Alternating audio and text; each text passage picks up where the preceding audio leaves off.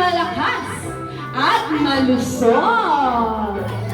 Yay! Palakpakan naman natin si Jollibee at si Ram. At ang pangatlong wish ni Jollibee para kay Ram ay lumaki siya.